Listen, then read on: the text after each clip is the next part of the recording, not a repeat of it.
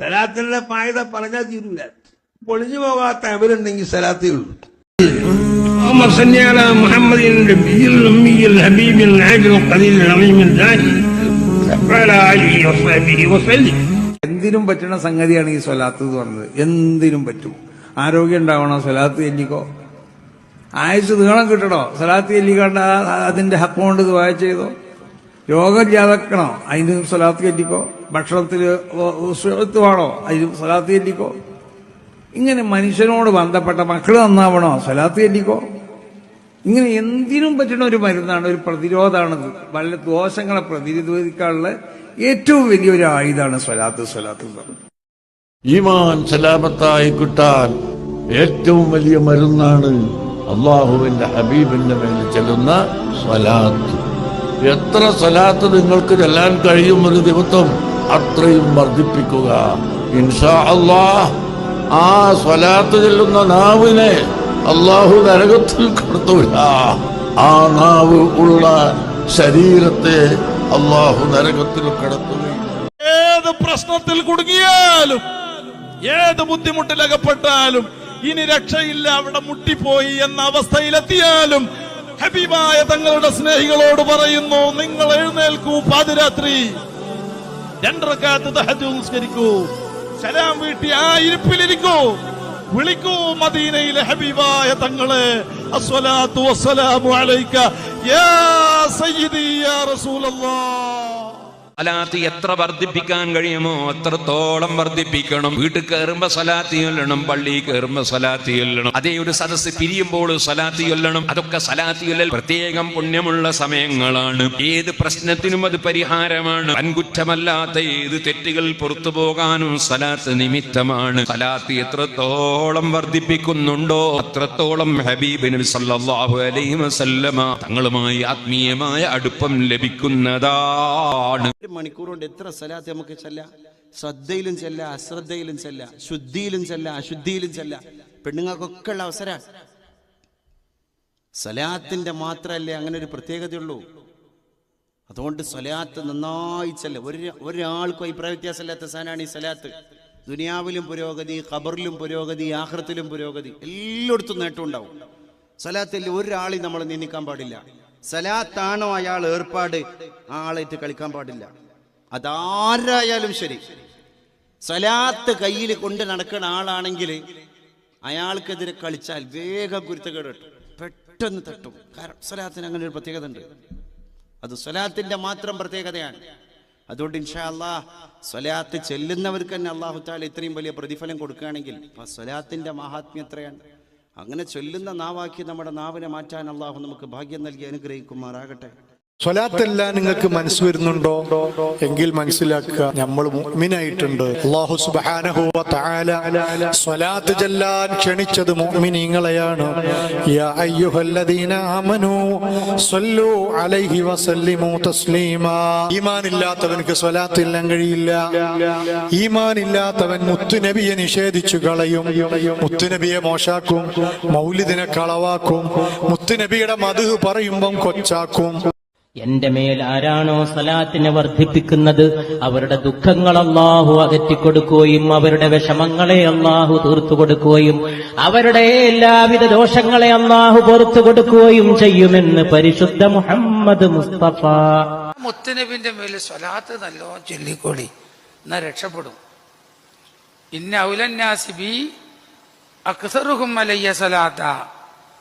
എന്നോട് ജനങ്ങളെ കൂടുതൽ ഏറ്റവും ബന്ധമുള്ള ആള് എന്റെ മേൽ സലാത്ത് വർദ്ധിപ്പിച്ച വ്യക്തിയാണെന്ന് മുത്ത് റസൂലുള്ളാഹി.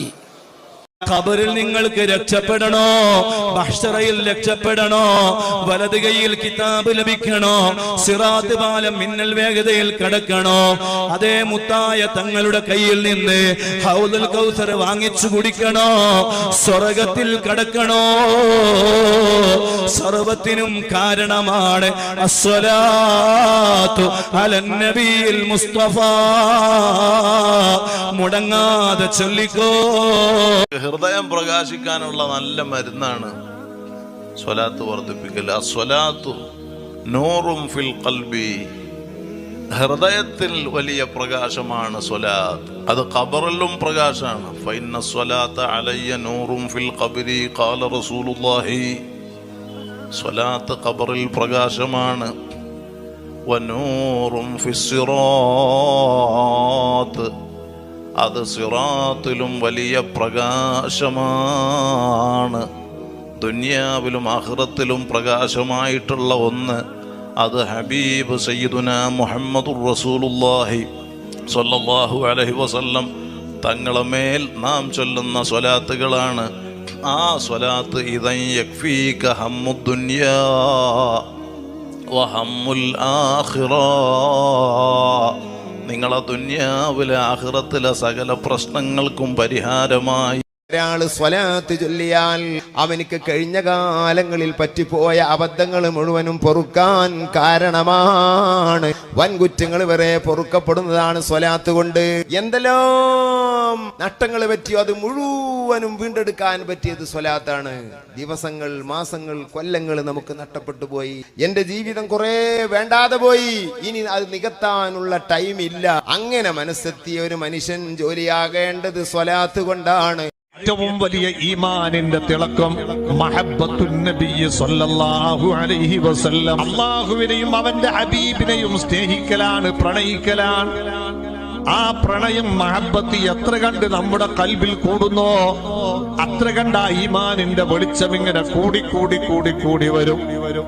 അത് കുറഞ്ഞു പോയാൽ ഈമാനിന്റെ വെളിച്ചം ഇങ്ങനെ ചുരുങ്ങിപ്പോകും. അല്ലാഹു ഹബീബിന്റെ മഹബ്ബത്ത് കൊണ്ട് നമ്മുടെ കൽബ് ധന്യമാക്കി തരട്ടെ. ചെറുപ്പക്കാരാ, സ്വലാത്ത് ചൊല്ലിക്കോ, മുത്തുനബി തങ്ങളെ നെഞ്ചോട് ചേർത്ത് വെച്ചോ.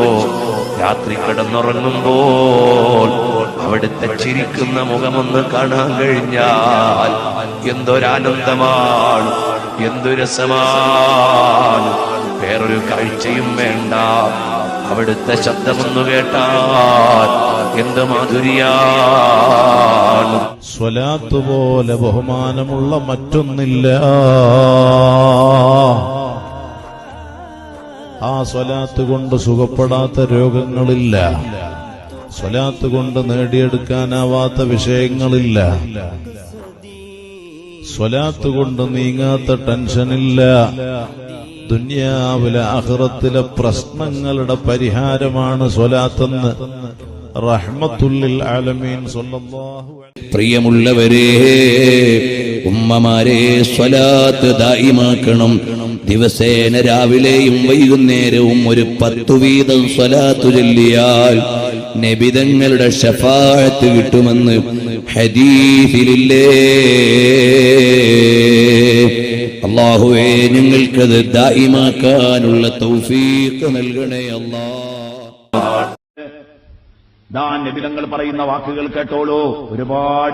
ഒരുപാട് പറയാനുണ്ട്. സ്വലാത്തിന്റെ മഹത്വം പറയുമ്പോ നബിതങ്ങൾ പറഞ്ഞു, അസ്സലാത്തു അലയ്യ തൻഫിൽ ഫഖ്റ, അസ്സലാത്തു അലയ്യ തൻഫിൽ ഫഖ്റ. എന്റെ പേരിൽ സ്വലാത്ത് ചൊല്ലിയാൽ ദാരിദ്ര്യത്തെ അത് നാടുകടത്തും. സയ്യിദുനാ റസൂലുള്ളാഹി, എന്റെ പേരിലുള്ള സ്വലാത്ത് ദാരിദ്ര്യത്തെ നാടുകടത്തും. മുഹമ്മദുർ റസൂലുള്ളാഹി